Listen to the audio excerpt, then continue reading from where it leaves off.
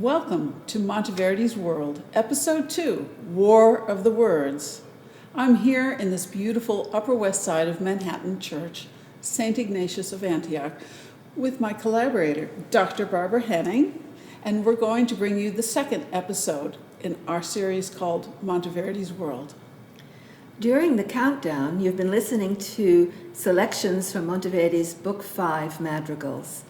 We're going to give you some context for these pieces, in particular about the war of words that was happening during the time Monteverdi was writing and publishing these pieces. When we left the composer in our last episode, he was working for Duke Vincenzo Gonzaga at the court in Mantua. He had published 2 madrigal books and other vocal collections by 1600, and his reputation was beginning to spread to Ferrara and other Italian cities. His new madrigals, even before they were published, were being circulated and performed, which was customary at that time. Some of them, heard in Ferrara, raised the eyebrows of an Augustinian monk from Bologna, who was also a composer and theorist, Giovanni Maria Artusi. He objected that modern composers, his younger contemporaries, were not following established practice with regard to counterpoint, and his criticisms started the controversy that we will explore in this program, which we call a war of words.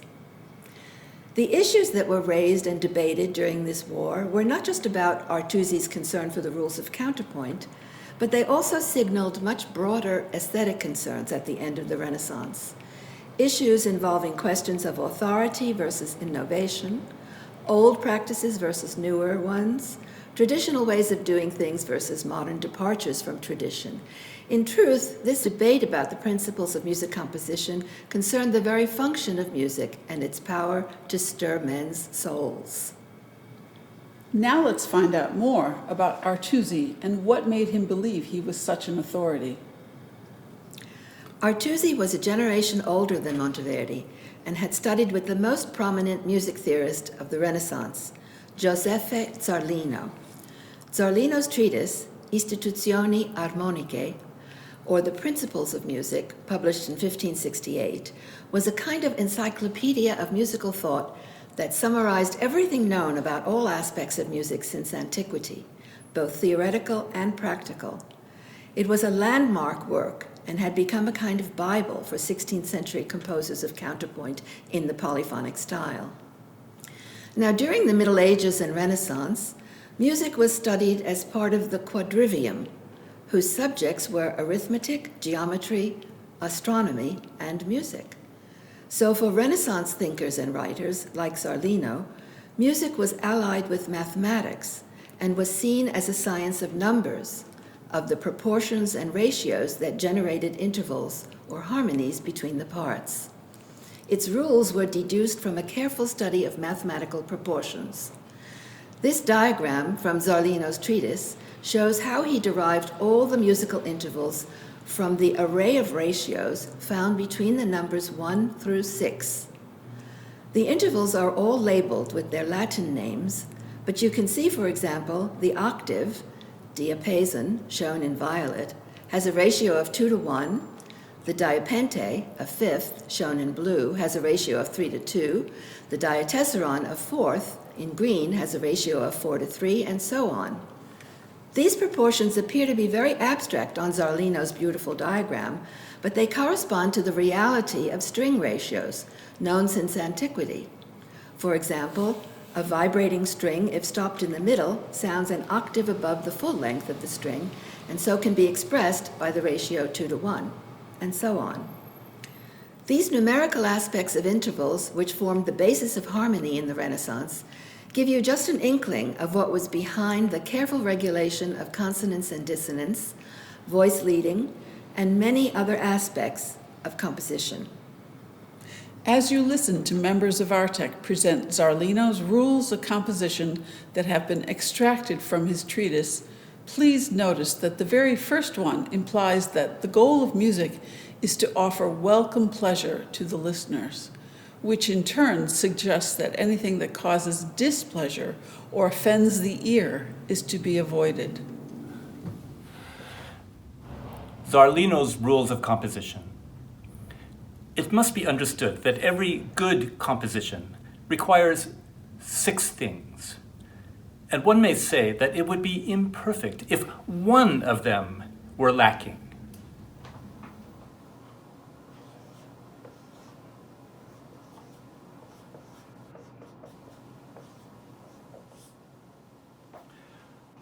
The first of these is the subject. Just as the poet takes as the subject of his poem some history or fable, which he adorns and polishes, so the musician takes a musical subject and upon it forges his composition, which he adorns with various harmonies and melodies to offer welcome pleasure to his listeners. The second condition is that the composition should be principally composed of consonances, and though it should include some dissonances, these should be suitably arranged in accordance with the rules. The third is that the voice leading of the parts, that is, the counterpoint, should proceed by true and legitimate intervals, so that through them pleasing harmonies may result. The fourth condition is that the melodies and motifs be varied, for harmony depends on the diversity of the melody and the diversity of the consonances variously combined. The fifth is that the composition should be subjected to a prescribed and determined harmonic mode or tone, and that it should not be disordered.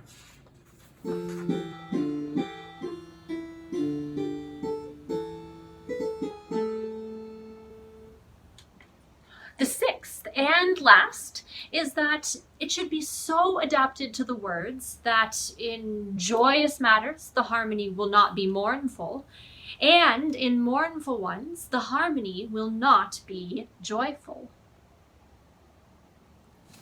A mid-16th century composer highly regarded by Zarlino was Cipriano da Rore, a Netherlander working in Italy, along with many other composers from north of the Alps, who was for a time associated with the court in Ferrara. ARTEK performs his 4-part setting of a Petrarch lyric, Io canterei d'amor, I would sing of love. Cipriano's madrigal follows all of Zarlino's rules of counterpoint, as well as other conventions of madrigal part writing at the time.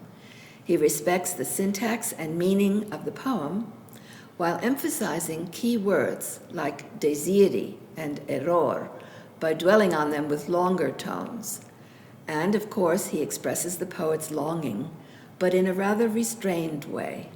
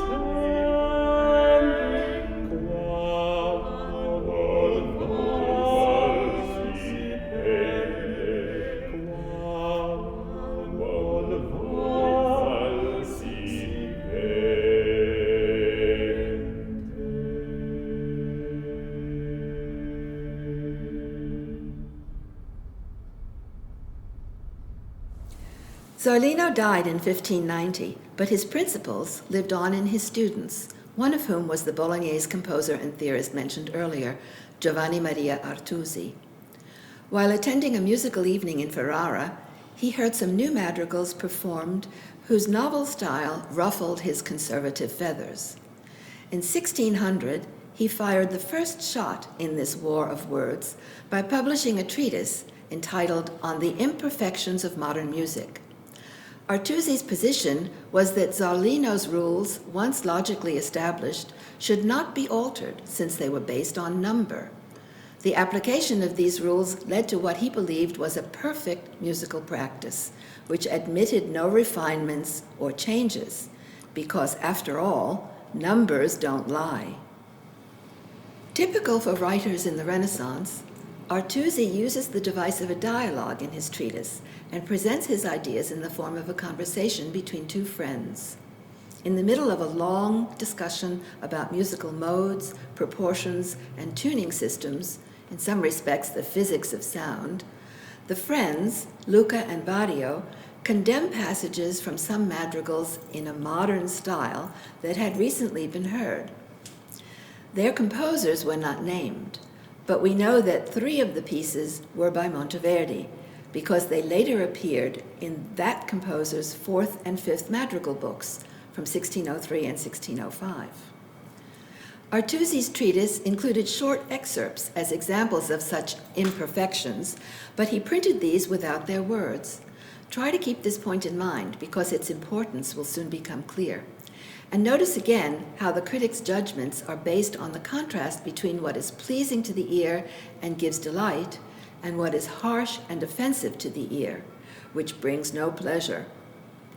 So the most bitterly contested aspects of the debate was specifically the treatment of dissonances, but it was also more generally about the tension between theory and practice, the theory of composition on the one hand, and on the other, the ways in which singers and instrumentalists actually performed pieces, using ornamentation and other kinds of improvisational practice that often skirted the rules. Artusi's dialogue features 2 fictional characters, Signor Vario, who seems to be the elder statesman and musical expert here, and Signor Luca, who is the younger gentleman, perhaps a bit intrigued by the new style and eager for more information. Signor Vario soon sets him straight. We'll also play you a few examples that Artusi printed in his treatise, examples which we now know are excerpts from Monteverdi's Cruda Amarilli. Yesterday, sir, I was invited by some gentlemen to hear certain new madrigals, which introduce new rules, new modes, and new turns of phrase. But these were harsh and little pleasing to the ear. Nor could they do otherwise. For so long as they violate the good rules, we must believe them deformities of the nature and propriety of true harmony, far removed from the musician's goal, which is delectation. It pleases me at my age to see a new method of composing, though it would please me much more if I saw that these passages were founded upon some reason which could satisfy the intellect. Indeed, these things are contrary to what is beautiful and good in the principles of harmony. They are harsh to the ear, rather offending than delighting it. They bring harmony to such a state that the beautiful and purified style is indistinguishable from the barbaric. How can they excuse and defend these imperfections, which could not possibly be more absurd? They would have it that theirs is the true method of composition, which will produce many effects that ordinary music, full of so many and such sweet harmonies, cannot and will never produce. And they will have it that the sense of hearing will be moved by such harsh sounds and will do marvelous things. They mock those who hold otherwise. I will tell you what I think. Let us hear the first example.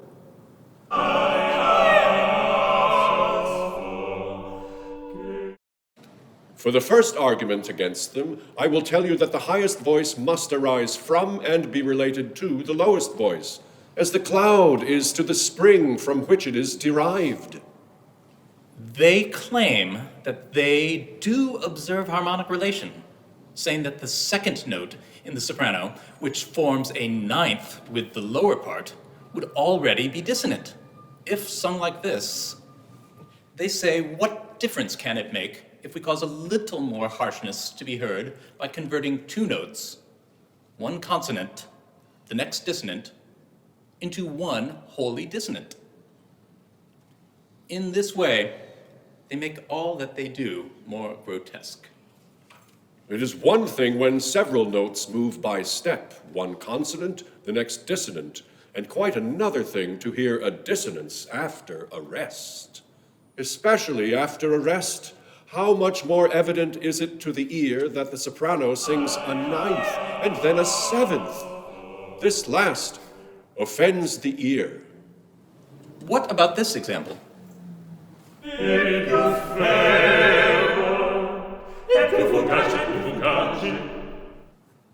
In this example, the fast notes at the end of the passage have no harmonic relation to the bass. With what sort of rule do they justify this? I see the observance of no rule, although they believe that the fast notes do not offend the ear because of their rapid movement, as in instrumental music. Are you not reminded of what Aristoxenus says? It is a great and disgraceful sin to refer a question of harmony to an instrumentalist. Their rapidity, accompanied by so many moving parts making noise together, is nothing but the sensuous excess which corrupts the senses. They think only of satisfying the senses, caring little that reason should enter here to judge their compositions. For them it is enough to create a tumult of sounds, a confusion of absurdities, an assemblage of imperfections, and all springs from that ignorance with which they are beclouded. Do you not know that all the arts and sciences have been brought under rules by scholars of the past, and that the first elements, rules, and precepts on which they are founded have been handed down to us in order that, so long as there is no deviation from them, one person shall be able to understand what another says or does? If this new usage were founded on some reason, it would deserve much more praise and would move onward to eternal life. But it is destined to have a short life, for demonstration can only show that truth is against it. We talked last time about the poet Battista Guarini, whose pastoral play, Il Pastor Fido, The Faithful Shepherd, generated a lot of excitement when it was performed in Mantua in 1598. It also inspired Monteverdi and many other composers to write madrigals on passages from the play, which dramatizes the amorous fortunes and misfortunes of two pairs of Arcadian lovers. Some of Monteverdi's pieces were among those heard and discussed in Ferrare's musical circles, where the composer was probably angling for a job. The one you're about to hear is part of a longer piece that was reviled by Artusi, but printed a few years later in Monteverdi's Book 4. In fact, Book 4 was dedicated to a Ferrare's Academy, probably in gratitude for the positive reception his madrigals had received there, despite Artusi's objections. One pair of Guarini's lovers from Pastor Fido is Amarilli and Mirtillo, whose relationship is thwarted because Amarilli has been promised to another. The words of this madrigal are taken from Amarilli's soliloquy in Act 3, when she pledges her love to Mirtillo despite the circumstances that keep them apart. She assures him that she shares his pain and echoes his sighs with her own breath. Notice how Monteverdi represents Amarilli's words at first only in the women's voices, "Since you are indeed my beloved," and then for rhetorical emphasis, he repeats the phrase with the men's parts added. The entire poem is quite brief, and the words are presented rather efficiently by all the voices singing together in a declamatory style, until the last two lines, when they spread out and overlap, so that words like weep and sigh, or torment and pain, with their crushing dissonances, are heard over and over again to emphasize the lover's anguish.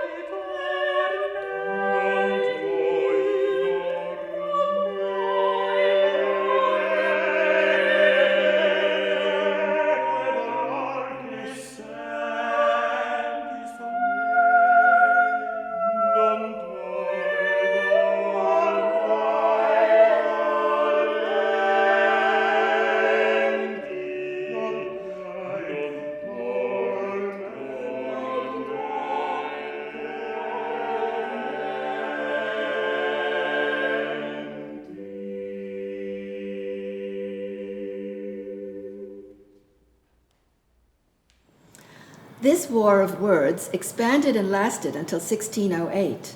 Eventually, it involved Monteverdi, his composer-organist brother, Giulio Cesare Monteverdi, and a music lover writing under the pseudonym L'Ottuso Accademico, which can be translated to mean the blockhead academician, who took Monteverdi's side in the polemic.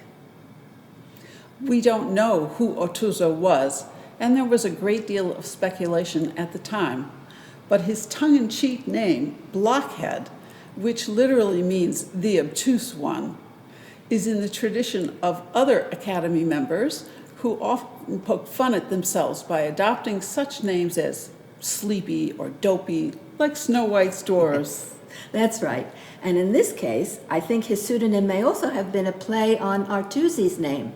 Artusi, Ottuso, as though the anonymous author, Ottuso, was poking fun at Artusi, implying that he was a pedant with outdated ideas.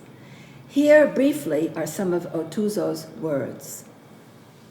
Well, the purpose of this new movement of the parts is to discover, through its novelty, a new harmony and new affections, and this without departing in any way from good reason, even if it leaves behind somehow the ancient traditions of some excellent composers. But Artusi was not to be outdone, so he responded to Otuzzo's letters in defense of Monteverdi with a second treatise in 1603, along the same lines as the first. Of course, all of this helped Monteverdi's reputation to spread. 2 years later, when Monteverdi published his Book 5 in 1605, he gave a place of honor to the madrigal that Artusi had found most offensive, Crud Amarilli, which you heard in our last program, by putting it at the head of the collection, as if to say, remember this, folks? It caused quite a stir in musical circles because of its novelties. In his dedication to Book 5, addressed to his employer, Duke Vincenzo Gonzaga of Mantua, Monteverdi refers to his critics as those tongues which seek to destroy other men's works. Then he appends a concise and eloquent statement addressed to his studious readers, his first and only public acknowledgement of the war the theorist had instigated, in which he coins the expression second practice and thereby claims a legitimate status for his new, more modern style. Let's listen. I hereby present to your grace this group of madrigals I have created, beseeching you that just as you did not think it unfit to listen to them several times in your royal chambers while they were still in manuscript, and upon hearing them you gave indications of enjoying them extremely, and consequently honoured me with the leadership of your most noble orchestra. Thus, may you now accept them in printed form, for under the protection of so great a prince they will live eternally, to the shame of those tongues which seek to destroy other men's works. I realize that this is a small gift compared to the greatness of your merits, but do not consider the size of the gift, but rather the great affection with which it is given. Your most serene highness's most devoted servant, Claudio Monteverdi. And a letter to my studious readers. Do not be surprised at my publishing these madrigals without first replying to the objections raised by Artusi against a few tiny portions of them. Being in the service of His Grace the Duke of Mantua, I am not master of the time I would require. Nevertheless, I have written a reply to let it be known that I do not do things by chance, and as soon as it is rewritten, it will be published under the title Second Practice or The Perfection of Modern Music. Some people may wonder at this, thinking that there is no other practice than the one taught by Zarlino. But they can be sure that, with regard to consonances and dissonances, there is a different way of considering them from the traditional one which defends the modern way of composition to the satisfaction of both the intellect and the senses. I wanted to say this both to keep others from appropriating my expression second practice, and also so that men of intellect might meanwhile consider other new viewpoints on harmony. Believe me, the modern composer most certainly is building on foundations of truth. Live happily, Claudio Monteverdi. So this is where Monteverdi, in effect, copyrighted his idea of a new style of composition, calling it the seconda pratica, or second practice, in contrast to Zarlino's practice, which by implication came to be known as the prima, or first practice. In brief, the difference amounted to composition by mathematical ratios on the one hand versus composition by text expression on the other. Unlike some of his Renaissance predecessors, Monteverdi's conception of music allied it with rhetoric, a part of the trivium, and therefore with poetry. Influenced by stories about the wonders of ancient music, Monteverdi and other composers at the turn of the century saw music, above all, as an expressive art. Its proper goal was not simply to please and delight, but to move, to arouse the passions by imitating the expressive impact of the words. Monteverdi never denied the excellence of mid-16th century counterpoint. In fact, he admired Cipriano and others. Nor did he doubt Zarlino's authority, but he insisted that his own music should not be bound by it. His central concern was expressive forcefulness. Where Artusi exalted reason and the intellect, Monteverdi advanced the claims of the senses and the passions of the soul. The madrigals in this next set are all, again, from Pastor Fido, and were all published in Book 5 from 1605, the same collection that opens with Monteverdi's letter to readers you just heard. One scholar has observed that Book 5 serves as the gateway to Monteverdi's theatrical works. Remember, Orfeo is just 2 years away, because in it he breaks out of the boundaries of the single madrigal by grouping some madrigals into cycles of related poems.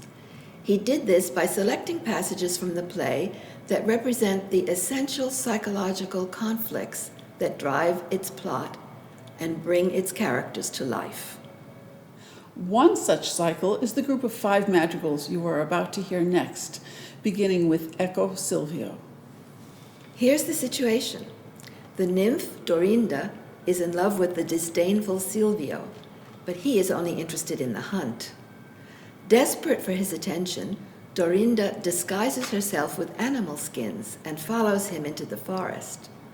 During the hunt, he accidentally shoots an arrow into her side, and her very real wound serves to represent the metaphorical wounds of love.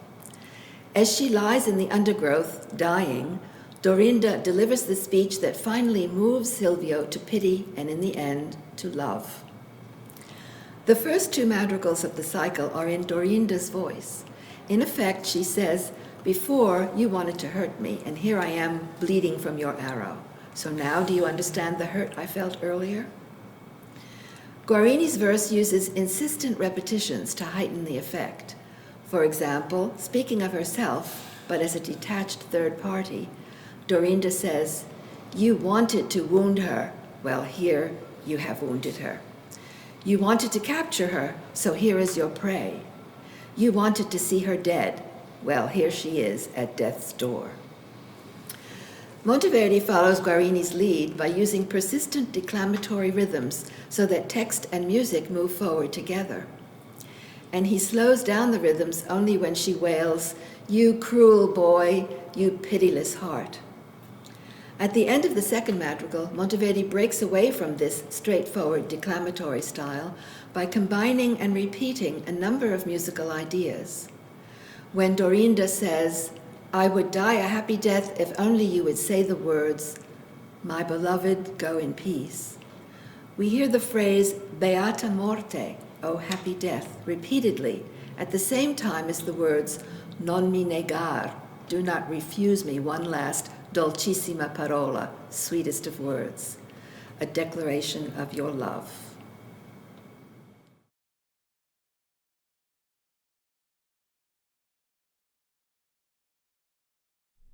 Thank you.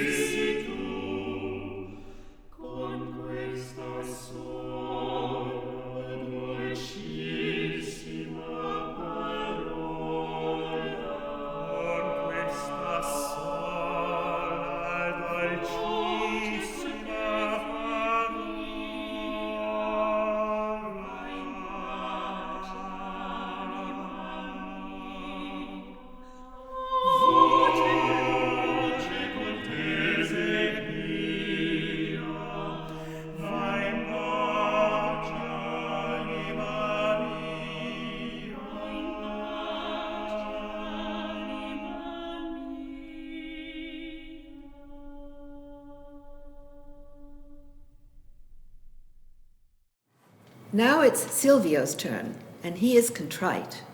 In the next two madrigals, he reacts to Dorinda's imminent death by beating himself up for having wronged her.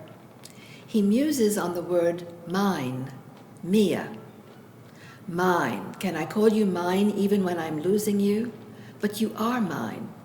The word mia occurs 8 times in this short speech, and Guarini's repetition of it underlines the tragic irony of their unfortunate love.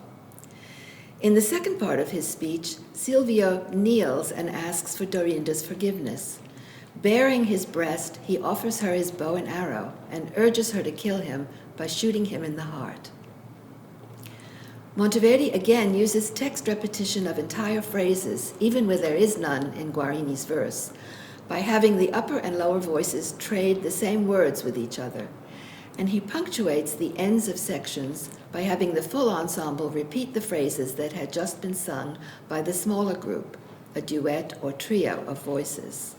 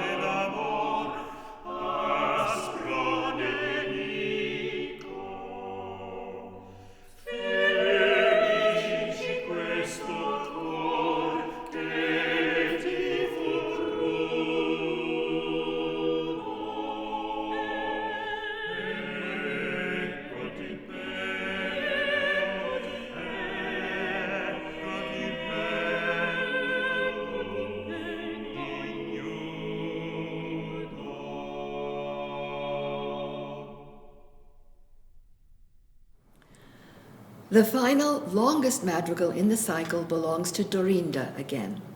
Should she trust his change of heart? Looking at his beautiful chest, she wonders, is it made of soft flesh or hard marble? She compares it to a cliff that's long been battered by waves and winds, a metaphor for her desire and his past resistance to it. In the end, she gives in and wills herself to trust him. And, incidentally, she eventually recovers from her wound, and they live happily ever after.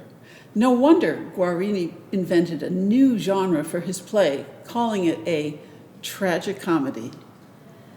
Monteverdi treats Dorinda's words in a very straightforward manner, mostly having the voices sing together in a declamatory style, which makes her seem very honest and sincere in presenting her dilemma.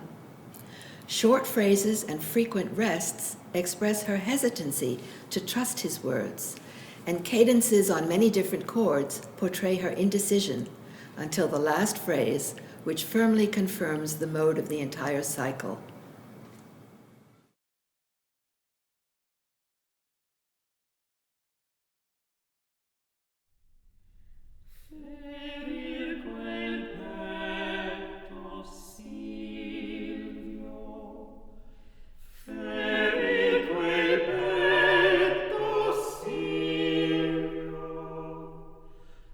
Bisognava io timessi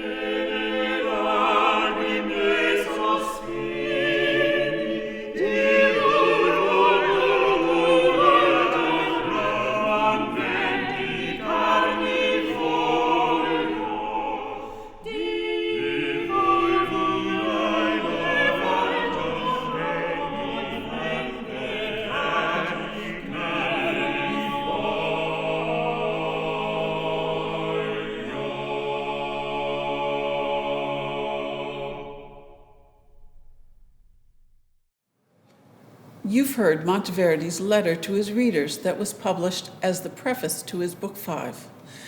That same letter was reprinted in his next publication in 1607, the same year as Orfeo, but this time with a gloss or explication by his brother Giulio Cesare. Several things become clearer with Giulio's defense. Let's listen. Some time ago, a letter written by my brother, Claudio Monteverdi, was printed and made public in his 5th book of Madrigals. A certain person has been at pains to make my brother's letter seem to the world a deception and a vanity. I will reply to the objections raised against them, so that this person, and whoever follows him, may learn the truth.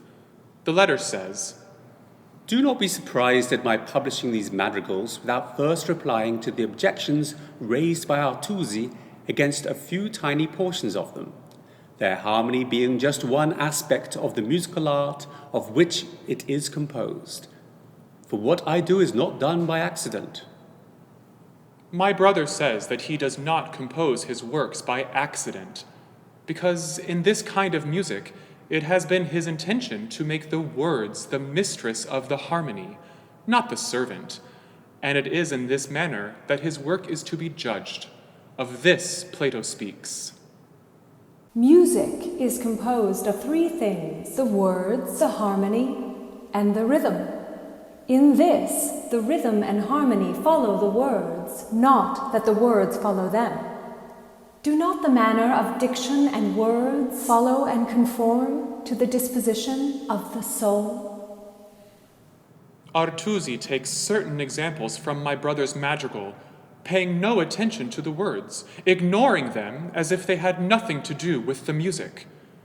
But if he had included the words which went with them, then the world would have known without fail where his judgment had gone astray.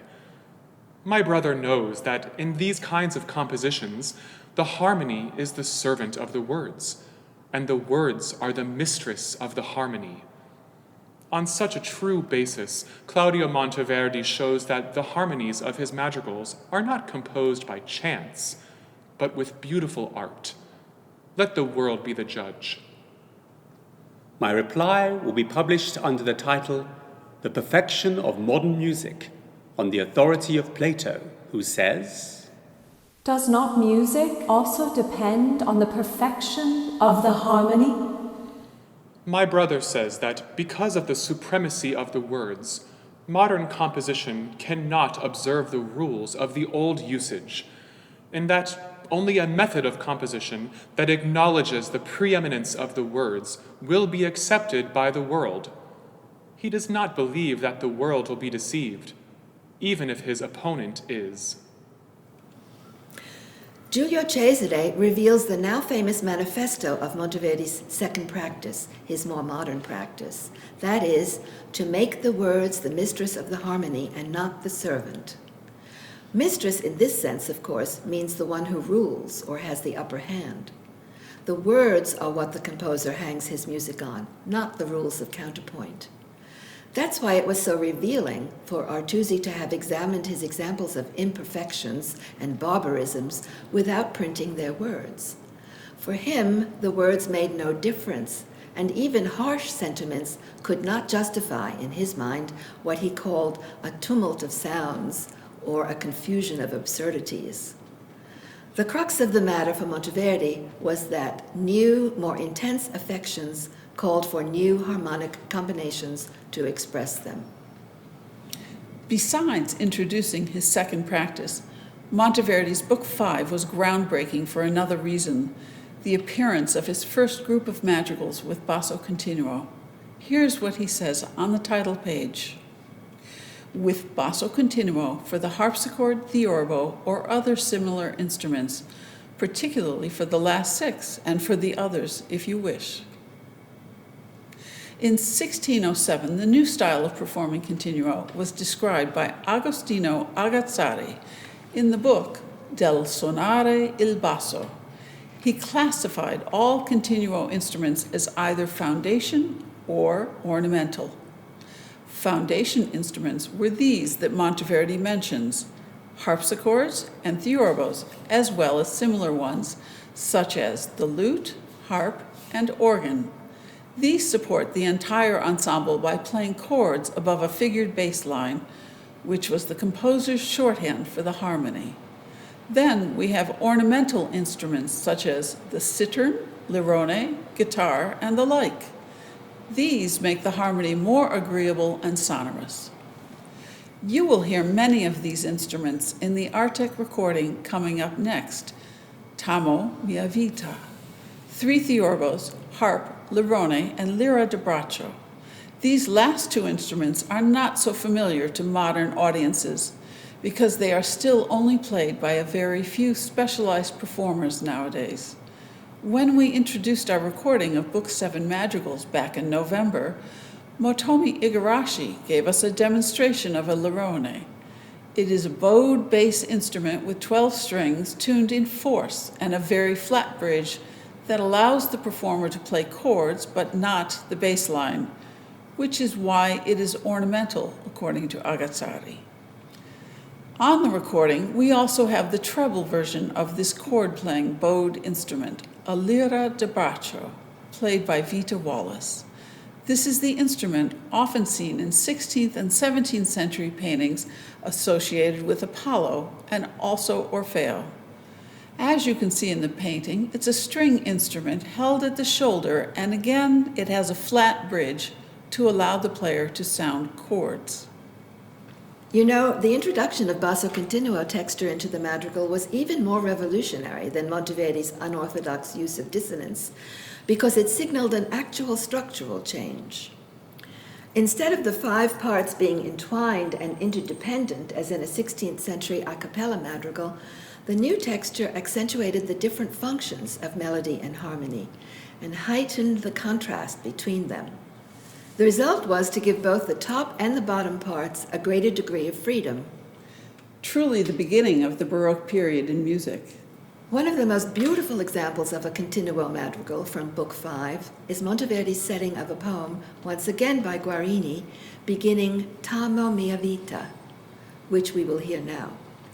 Although it's a standalone lyric, not associated with any stage work, the composer rearranged the words to create a perfect little dramatic scena. Its opening is stunning. Monteverdi throws a sort of spotlight onto an ethereal soprano voice as she sings alone above the basso continuo instruments, T'amo mia vita, I love you, my life. Then the lower voices together add, my darling says these sweet words to me. In Guarini's poem, the first phrase of text, T'amo mia vita, occurs only once at the beginning, but Monteverdi uses it repeatedly, turning it into a kind of refrain. And we get the impression that the low voices, the men, are conjuring, as if in a dream, the presence or even just the memory of this sweet love. Dramatically isolating the soprano voice, as Monteverdi does here, is precisely the new sort of writing made possible by the addition of the basso continuo to the madrigal.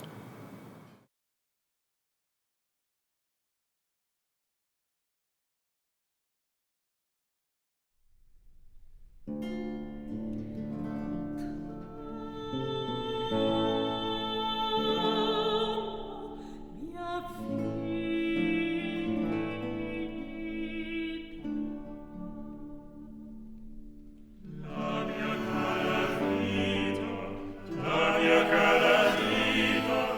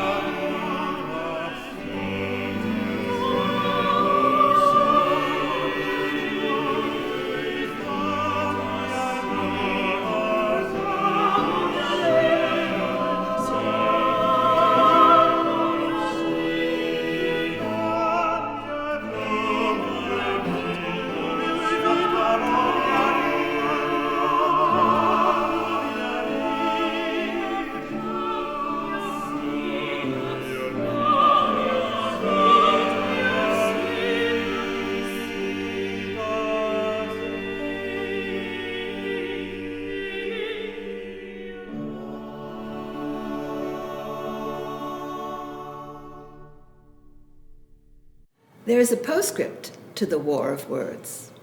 Unfortunately for us, Monteverdi never did write the treatise he had promised his readers in 1605. But many years later, at the age of 66, he engaged in a correspondence with the learned music historian Giovanni Battista Doni. Here is a letter in which the composer outlines the contents of his projected book about composing, which he planned to call Melodia, or La Seconda Pratica. In it, he refers several times to the concept of imitation, the idea promoted by Renaissance humanists that all the arts had the ability to represent, through imitation, the realities of human action and emotion, and to make them present to others. The pursuit of the principle of imitation in music was indeed what made Monteverdi a pioneer in creating the sounds that we now call Baroque music. You should know that I am indeed at work. I promised in a printed work of mine to let a certain theoretician of the first practice know that there was another way, unknown to him, of considering music, and this I called the second practice. The reason for this is that he had been pleased to criticize in print one of my madrigals in regard to certain of its harmonic progressions on the basis of tenets of the first practice and not according to a knowledge of melodia. The title of my book will be Melodia, or the second musical practice. I am dividing the book into 3 parts, corresponding to the 3 aspects of melodia. In the first, I discuss word setting. In the second, harmony. And in the third, the rhythmic part.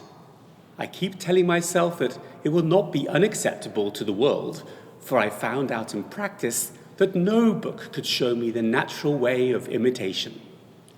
I discovered what hard work I had to do in order to achieve the little I did in the way of imitation, and therefore I hope that it is not going to be displeasing, but will rather prove successful, because in the long run I shall be happier to be moderately praised in the new style than greatly praised in the ordinary.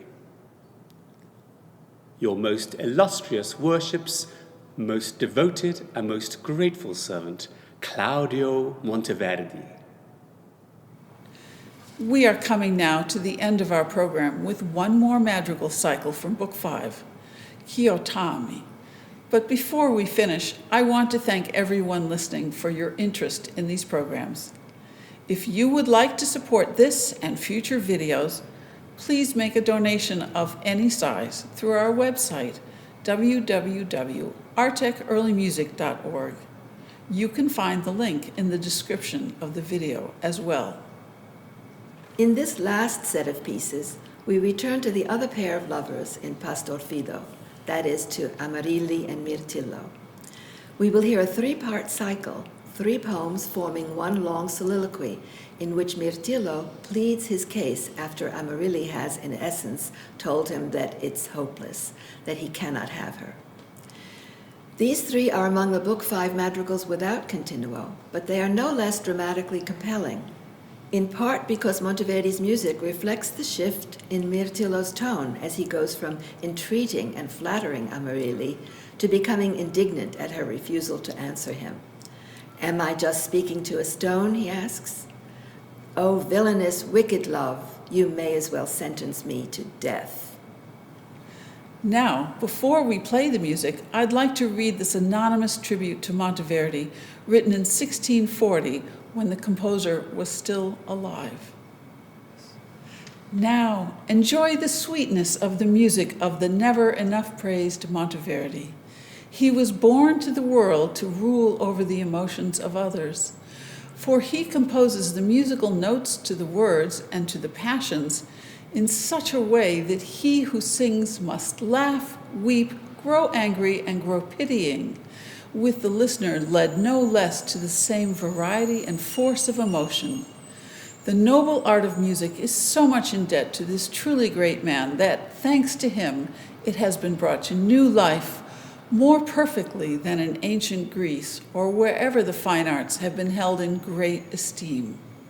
Signor Monteverdi will be sighed for in future ages, for his most noble compositions will pass the test of time as the meritorious fruit of one who is a wondrous talent in his profession.